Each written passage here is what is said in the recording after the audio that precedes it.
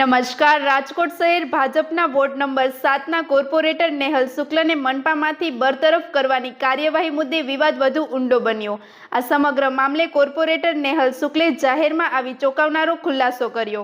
તેમના નિવેદન બાદ રાજકીય હલચલ તેજ બની, જ્યારે પાર્ટી અને મનપા તંત્રની ભૂમિકાને લઈને પણ અનેક સવાલો ઊભા થયા. હવે જોવાનું રહેશે કે આ વિવાદ આગળ શું વળાંક લે છે. વધુ સમાચાર માટે જોડાયેલા રહો આરપી ગુજરાત ન્યૂઝ રાજકોટ.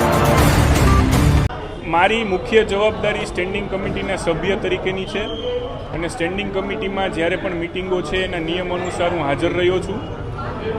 મીડિયાના માધ્યમથી એવું સાંભળવામાં આવ્યું છે કે કમિશનરને ઇન્ચાર્જ સેક્રેટરીએ માર્ગદર્શન માટે પત્ર લખ્યો છે કે મને બોર્ડમાં બેસવા દેવામાં આવે કે નહીં, પરંતુ જ્યારે મારે જવાનું થયું એના આગલે દિવસે અહીંયા જ મેયર ચેમ્બરમાં 19 જાન્યુઆરીના રોજ મેયરશ્રીની અધ્યક્ષતામાં મેયરશ્રી પોતે નૈનાબેન, સ્ટેન્ડિંગ કમિટીના ચેરમેન શ્રી જયમીનભાઈ, રાજકોટ શહેર ભાજપના અધ્યક્ષ શ્રી માધવભાઈ દવે, કોર્પોરેશનના દંડક શ્રી મનીષભાઈ રાડિયા અને નેતા શ્રી લીલુબેન જાદવ, આ બધા લોકો હાજર હતા. એ વખતના જે સેક્રેટરી ચાર્જમાં હતા એમની સાથે પણ એક્ટની સંપૂર્ણ ચર્ચા કરી છે અને એક્ટમાં શબ્દ વાપરો છે કોર્પોરેશન મિટિંગ.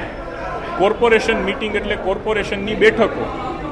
કોર્પોરેશનની બેઠકોમાં સ્ટેન્ડિંગ કમિટીની બેઠક પણ આવી જાય છે અને એની સમિતિઓની પણ બેઠક આવી જાય છે અને સ્ટેન્ડિંગ કમિટીની બેઠકમાં મારી નિયમ મુજબની સંપૂર્ણ હાજરી છે, જે રેકોર્ડ ઉપરથી ફલિત થાય છે. માટે આ કોઈ વિવાદને સ્થાન નથી. કદાચ ઇન્ચાર્જ સેક્રેટરીને મનમાં એવું થયું હશે અથવા કોઈએ એમને એવું કીધું હશે કે ભાઈ તમારે સેક્રેટરી તરીકે કમિશનરને જાણ કરવી જોઈએ, આ હેતુથી પ્રેરાઈને એમને પત્ર લખ્યો હોય એવું હું માની રહ્યો છું. કોઈ હિતશત્રુ હોઈ શકે છે? અમે અનેક વખત સવાલો ઉઠાવ્યા છે કામગીરીને લઈને, તેને લઈને કોઈ ના, આવું કશું ક્યારેય દેખાતું નથી. અને અત્યારની સ્થિતિમાં જ્યારે હવે કોર્પોરેશનની ટર્મ પૂરી થવાને પૂરો મહિનો નથી, ત્યારે કંઈ બીજો રાજકીય વિષય હોય એવું દેખાતું નથી. અને પાર્ટીમાં જ્યારે ભારતીય જનતા પાર્ટીની કોર્પોરેટર છે, ભારતીય જનતા પાર્ટીનું કોર્પોરેશન છે, ત્યારે રાજકીય રાગદ્વેષનો કોઈ પ્રશ્ન ઉપસ્થિત થતો નથી. આમાં ઘરના ઘાતકી નીકળે એવું છે કારણ કે આવી રીતે થતું નથી, તમે શું કહેશો? ના, આમાં કોઈ ઘરના ઘાતકી નથી. માત્ર ને માત્ર ઇન્ચાર્જ સેક્રેટરીએ એમની ફરજના ભાગરૂપે કમિશનરને જાણ કરી હોય આવું મને લાગે છે.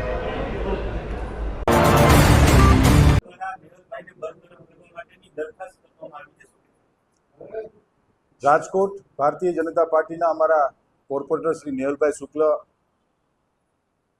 ખૂબ સિનિયર કોર્પોરેટર છે.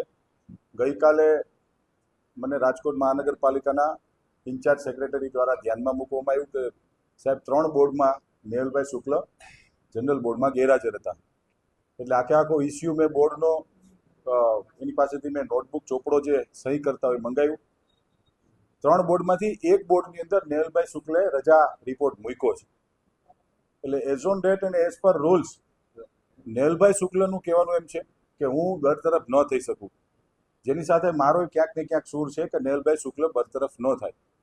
પરંતુ સેક્રેટરી શ્રી સાથે મારી જે વાતચીત થઈ મુજબ બીપીએમસી એક્ટ અને ધ જીપીએમસી એક્ટ મુજબ રજા રિપોર્ટ મૂક્યા બાદ પણ એમનું કહેવાનું એમ છે કે ભાઈ 3 વખત ગેરહાજર રહીએ તો આપણે અમારી ફરજની જે કાર્યવાહી કરવી પડે. આ કાયદાકીય અને ટેકનિકલી મુદ્દો છે.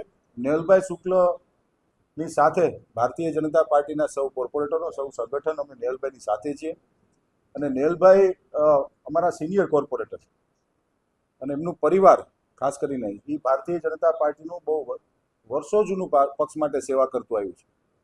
પરંતુ આ ટેકનિકલ મુદ્દો છે એટલે હવે હું મહાનગરપાલિકાની કાયદા શાખાની અને સેક્રેટરી બ્રાન્ચને મારી બજેટની બેઠક પૂરી થઈ ગયા બાદ બોલાવવાનો છું અને શું નિર્ણય થાય છે મિત્રો આપ સૌને હું જણાવીશ. પરંતુ આવું ભૂતકાળમાં પણ બન્યું છે. પણ ટેકનિકલી જોવા જઈએ તો એક બેઠકની અંદર નેહલભાઈ શુક્લે રજા રિપોર્ટ મૂક્યો છે.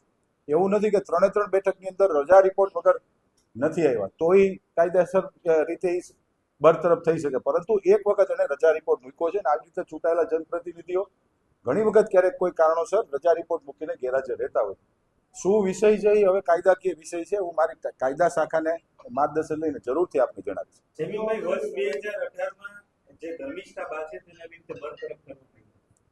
ધર્મિષ્ઠાબાનો જ્યાં સુધી મને નોલેજ છે અને મને જ્યાં સુધી ખ્યાલ છે ત્યાં સુધી એને રજા રિપોર્ટ નહોતો મૂક્યો. 3 બોર્ડમાં એ ગેરહાજર હતા અને રજા રિપોર્ટ વગર મારા ધ્યાનમાં છે ત્યાં સુધી, હું કદાચ રોંગ પણ હોઈ શકીશ, મારા ધ્યાનમાં છે ત્યાં સુધી એને રજા રિપોર્ટ નહોતો મૂક્યો એટલે બરતરફ કરવામાં આવ્યો. કોર્પોરેશનની જ મીટિંગમાં ન આવ્યું હોય તો આ થઈ શકે સ્ટેન્ડિંગ કમિટીમાં બેઠકમાં હાજર કે છે એવું દાવો છે. આ વાત કેટલી એટલે એણે મને પણ કહ્યું છે, ગઈકાલે બજેટની મિટિંગની અંદર અમે મિટિંગ પૂરી થઈ ગયા બાદ બેઠા હતા, હું ને નેહલભાઈ શુક્લ, મને પણ કહ્યું છે. એટલે મેં જેમ કીધું એમ અત્યારે રાજકોટ મહાનગરપાલિકાનું બજેટની સમીક્ષા બેઠક ચાલુ છે. એટલે સવારથી રાત સુધી કન્ટિન્યુ બેક ટુ બેક અધિકારીઓને વિભાગ વાઇઝ મારી મિટિંગો લઉં છું. એટલે બજેટ આજે અથવા આવતીકાલે સમીક્ષા બેઠક પૂરી થઈ ગયા બાદ લીગલ અભિપ્રાય અમે માગવાના છીએ. નેહલભાઈ ખૂબ અભ્યાસુ અને વિચક્ષણ કોર્પોરેટર છે, ખૂબ બુદ્ધિશાળી કોર્પોરેટર છે. એટલે એમને કીધું હશે તો કંઈક સમજી વિચારીને કીધું હશે, એટલે એમને પણ સાંભળવામાં આવશે અને અધિકારીઓ શું કહે છે એમને પણ સાંભળવામાં આવશે. એટલે મેં આપણે એ જ કીધું ને, બજેટ બોર્ડ તો હજી વાર છે, પરંતુ એ પહેલા તો કાયદાકીય રીતે અમે લોકો નિષ્ણાંતોને પૂછીને શું નિર્ણય આવે આપને જરૂરથી જણાવીશું. જેમ તમે કીધું કે નેહલભાઈ બુદ્ધિશાળી કોર્પોરેટર છે, સ્ટેન્ડિંગની જે મીટિંગ હોય છે તેમાં ઘણા એને શાસકો સામે સવાલ ઉઠાવે છે, તેના લઈને દાવ લેવો તો એવું નથી. ના એવો કોઈ વિષય જ નથી. અમારી પાર્ટીની અંદર જ્યારે કોરમની અંદર જ્યારે બેઠા હોય છે ત્યારે દરેક કોર્પોરેટરને દરેક ચૂંટાયેલા જનપ્રતિનિધિને પોતાની વાત મૂકવાનો અધિકાર હોય છે. હું પણ મૂકતો હોઉં છું, નેહલભાઈ પણ મૂકતા હોય છે અને અન્ય કોર્પોરેટર પણ મૂકતા હોય છે. અમારા પક્ષની અંદર ખાસ કરીને ભારતીય જનતા પાર્ટીમાં એવો કોઈ વિષય નથી, કોઈ વિવાદ નથી. આપ જે કહો છો પણ વાત મૂકવાનો અધિકાર તો દરેકને હોય છે. એ દેશ ઉપર જ નેહલભાઈ વાત મૂકે છે કે સેક્રેટરી તો ચૂંટાયેલા પ્રતિનિધિઓની ભાગ સાથે જોડાયેલી વ્યક્તિ ભલે વહીવટી પ્રોટોકોલ પ્રમાણે છે, પણ ચૂંટાયેલા પ્રતિનિધિઓ સાથે આ પ્રકારનો અભિપ્રાય લેતા પહેલા શાસકો સાથે એમને કોઈ ચર્ચા નથી. મારી સાથે કરી હતી, ભૂતકાળમાં મેયર સાથે કરી હતી, પરંતુ એમના કહેવા મુજબ સાહેબ અમારે કે as per rules and regulation મુજબ અમારે ગઈકાલે મેં જ્યારે બોલાવ્યા ત્યારે એમના કહેવા મુજબ સર અમારે રૂલ્સ એન્ડ રેગ્યુલેશન મુજબ આ કાર્યવાહી કરવાની થાય છે. એટલે એમને એની કાર્યવાહી કરી છે. અમારા પક્ષ તરફથી અમે અમારી કાર્યવાહી કરવા જઈ રહ્યા છીએ. શું લાગે છે બરતરફ થશે કે નહીં? જમીનભાઈ હું ઈચ્છે છે બરતરફ કરવા જોઈએ? બિલકુલ ન ઈચ્છે હું નહીં, આખી અમારી પક્ષ ન હોય છે. અને કોઈ પણ કોર્પોરેટર રાજનીતિની અંદર કોઈ પણ રાજકીય પક્ષનો કોર્પોરેટર બરતરફ ન થવો જોઈએ બહુ મારું સ્પષ્ટ માનવું છે. દરેકને કાયદાકીય રીતે લડવાનો અધિકાર છે. એ મુજબ માનનીય નેહલભાઈ શુક્લ હોય કે કોઈ પણ કોર્પોરેટર હોય, આ 5 વર્ષમાં આવી પહેલી ઘટના બની છે. એટલે આના અમારી પક્ષની સંવેદના નેહલભાઈ શુક્લ સાથે હશે અને અમે કાયદેસર રીતે જોઈ લઈશું.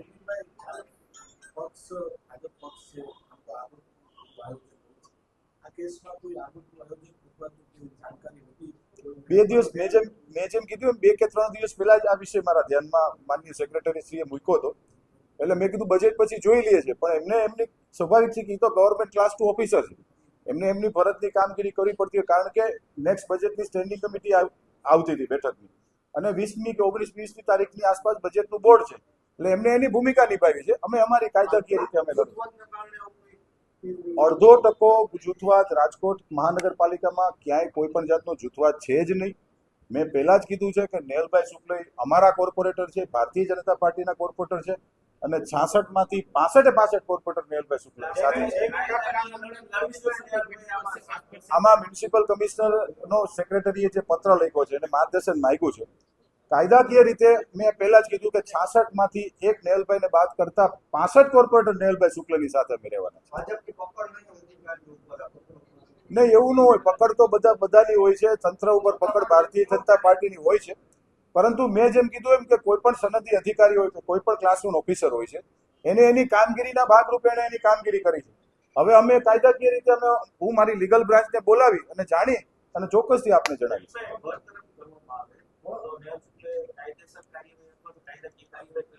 એઝ પર માય નોલેજ મેં જેટલી જાણકારી ગઈકાલે રાત્રે 8 વાગે મિટિંગ પૂરી થઈ ગયા બાદ થોડી ઘણી માહિતી મારી પાસે છે, ત્યાં સુધી બરતરફ ટેકનિકલી નથી થતા.